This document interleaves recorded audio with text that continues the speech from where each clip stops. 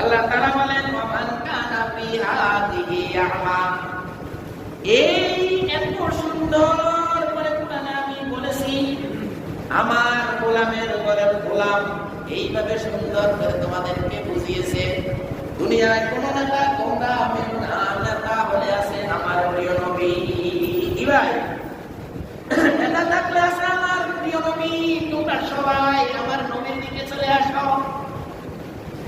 এত সুন্দর করে বলার পরে যে ব্যক্তি ওমান কানা ফি হাদিহি আ'মা, যে ব্যক্তি এই দুনিয়াতে অন্ধ হয়ে আছে, ওয়া ফিল আখিরাতি আ'মা, আল্লাহ তাআলা বলেন তাকে আমি দুনিয়াতে চোখ দিয়েছি, চোখ দেওয়ার পরেও সেই ব্যক্তি যদি অন্ধের মধ্যে থেকে যায়, ওয়া ফিল আখিরাতি আ'মা, সেই ব্যক্তিকে আমি আখিরাতে অন্ধ করে তুলব।